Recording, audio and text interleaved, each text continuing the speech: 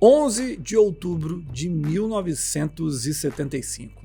Essa data transformou a história da televisão norte-americana. Afinal de contas, estreava o maior programa humorístico da cultura pop. Com sua série de esquetes e apresentadores convidados famosos, o Saturday Night Live está no ar há 50 temporadas. Ao longo desse tempo, o humorístico consagrou talentos como Ed Murphy, Adam Sandler, Dan Aykroyd, John Belushi, Kate McKinnon, Bill Hader, Tina Fey, Amy Poehler e muitas estrelas. E a história dos bastidores da primeira edição do programa ganha as telonas em breve com um novo filme do Jason Reitman, diretor que ficou consagrado por Juno e Amor Sem Escalas. Com um elenco formado por jovens talentos, liderados pelo Gabriel Labelle, Saturday Night acompanha os 90 minutos que antecederam o início do programa e a luta para que tudo desse certo, em meio a um grupo de atores imprevisíveis e executivos receosos. E o Cine Set com a Camila Henriques conseguiu uma entrevista exclusiva com o Jason Reitman, que você confere a partir de agora. Hi Jason, so happy to be talking to you.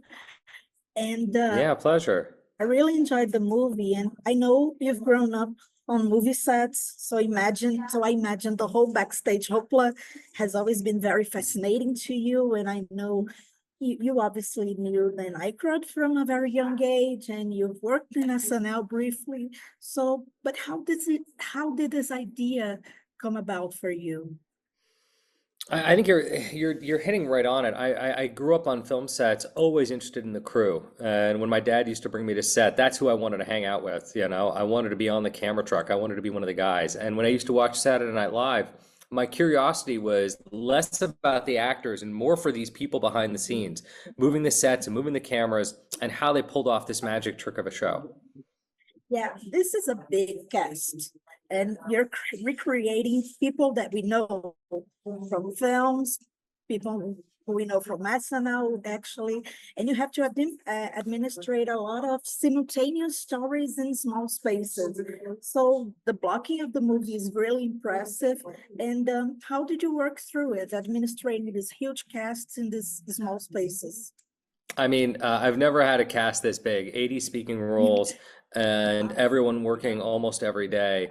And that was all part of the machine we wanted to create. We wanted to create this living, breathing environment, Saturday Night Live, that you just completely believed in the moment you were dropped in. I've always loved these films where they drop the audience into a situation and they don't take you by the hand, but rather allow you to kind of move around and get to know each character and try to understand the environment. And that's what it feels like when you're on set for the first time. It's like, well, who are all these people and what do they do?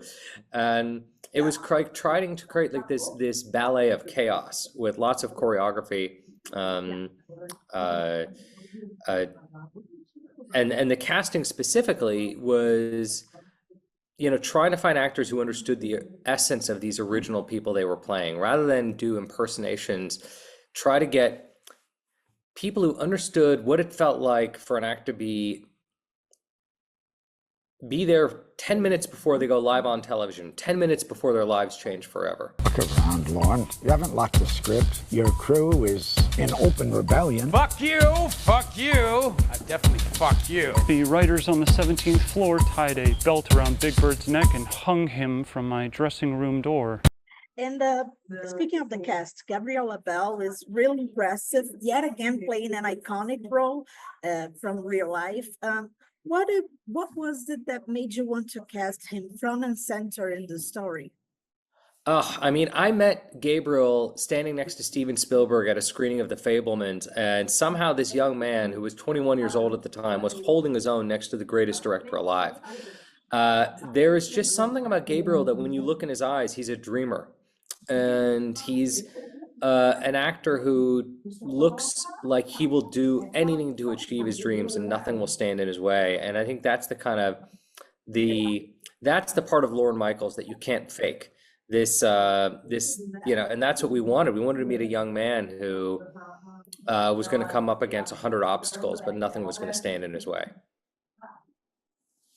And you talked about the casting process. How long did it take? Because there are 80 speaking roles, and there are people who look really like the characters they play. Yeah. You know, the actor who plays Chevy Chase is scarily, equal to him. He's great, isn't he? Corey what Michael was it Smith. like? Yeah. So amazing. I loved it in May, December also. So Yeah, and I think one of our rules was they don't have to be comedians, like Corey Michael Smith is kind of known more as a dramatic actor. And and then we have, British actors playing American actors. And for us, it was more about, can they capture the essence? Do they understand that Chevy Chase was an ego that needed to be humbled, or that Garrett Morris was someone who was searching for his identity, or that John Belushi was terrified about what fame might do to him, and so, he's hiding. These are the kinds of, character essence that we were chasing while we were casting the actors, not just impersonators. and about Nicholas Brown, he plays two iconic characters. It was really, I think people in the screening that I were really like, oh my God, Cousin Greg is playing two characters. Yeah. Nobody knew that. But what was it like? I heard that it was an in-moment decision. Yeah, well, originally Benny Safdie was going to play Andy Kaufman, and when he became unavailable, we just kept thinking, God, Nick Braun would be fantastic. And eventually we just thought, sorry, on Saturday Night Live, there's no reason a person can't play two characters. Why can't we do that in the film? But there's a scene that I love in the skate rink where Gilda Radner is talking to John Belushi, and it's very bittersweet because we know that they won't live much after that. Our producer, Peter Rice, pointed out that we're making a movie about the beginning of something, but two of the people deeply involved in this will have died within a decade, and they won't live to see all of the success of the show.